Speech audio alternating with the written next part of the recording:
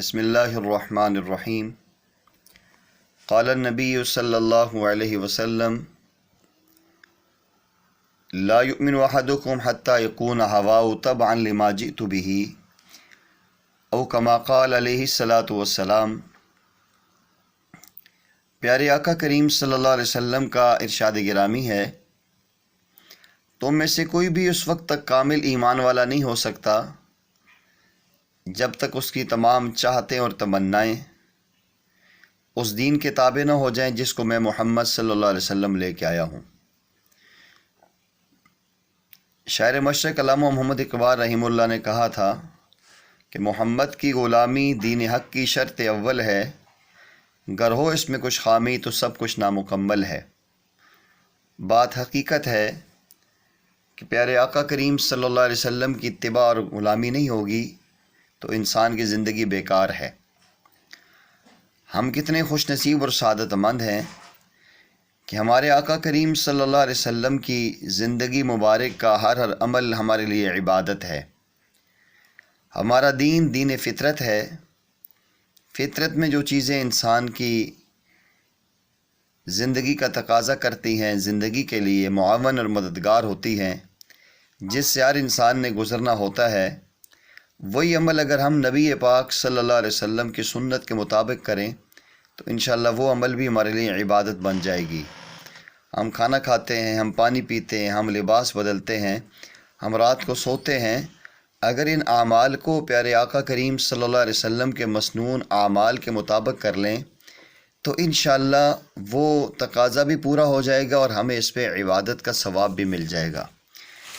ہر انسان سوتا ہے، پڑھا لکھا ہے، ان پڑھ ہے، بڑا ہے، چھوٹا ہے، دیہاتی ہے، شہری ہے، عربی ہے، اجمی ہے، ہر ایک نے سونا ہے اور یہ اس کی زندگی کا حصہ ہے۔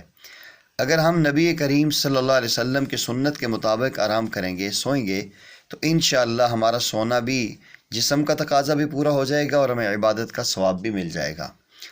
نبی کریم صلی اللہ علیہ وسلم کی احادیث میں رات سونے سے پہلے کے جو اعمال مسنون ملتے ہیں وہ 12 اعمال ہیں۔ سب سے پہلا عمل بسم اللہ پڑھ کے گھر کے دروازے کو بند کرنا۔ نمبر 2، کھانے پینے کی اشیاء کو ڈھانک کے رکھنا۔ نمبر 3، چولہا، موم بتی، چراغ یا ہیٹر وغیرہ کو بجھا دینا۔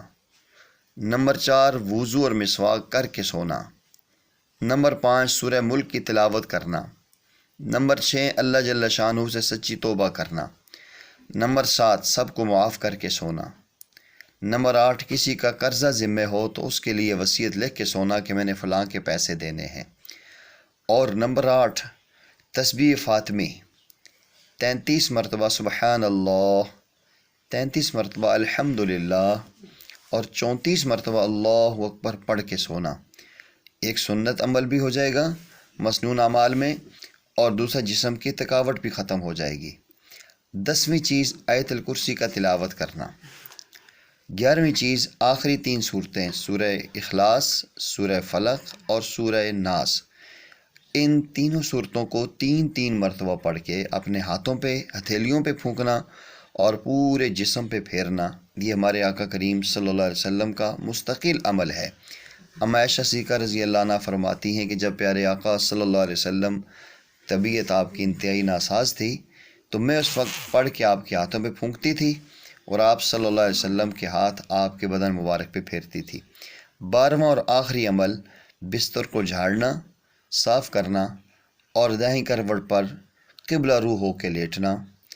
اس سے بھی لکھا ہے کہ بستر جھاڑنے سے انسان کے سائنس بھی کہتی ہے کہ انسان جب سوتا ہے تو اس کے جسم سے ایسے سیلز گرتے ہیں جو اس کے بستر کے اوپر ہوتے ہیں، اگر صاف کیے بغیر دوبارہ سو جائے تو دوبارہ جسم میں داخل ہوتے ہیں، جس سے جسم میں کئی طرح کی بیماریاں جنم لیتی ہے۔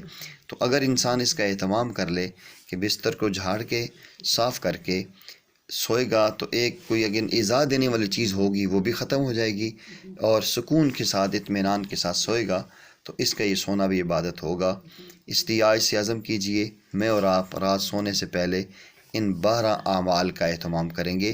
بسم اللہ پڑھ کے دروازہ بند کریں گے، کھانا پینے کی اشیاء کو ڈھانک کے، چولہا اور آگ، چراغ، ہیٹر جو چیزیں ہیں، بٹن، بلب بند کر کے سوئیں گے، وضو اور مسواک کر کے سوئیں گے، سورہ ملک کی تلاوت اہتمام سے کریں گے، اللہ سے سچی توبہ کریں گے، سب کو معاف کر کے سوئیں گے، کسی کا قرضہ ہوا تو اس کی وصیت لکھ کے سوئیں گے، 33 دفعہ سبحان اللہ، الحمدللہ اور اللہ اکبر 34 دفعہ پڑھ کے سوئیں گے، آیت الکرسی کا اہتمام کریں گے اور آخری تینوں صورتیں پڑھ کے ہتھیلی پہ اپنے جسم پہ پھیریں گے اور بستر جھاڑ کے سوئیں گے۔ اللہ جل جلالہ مجھے آپ کو اس کا اہتمام کرنے کی توفیق نصیب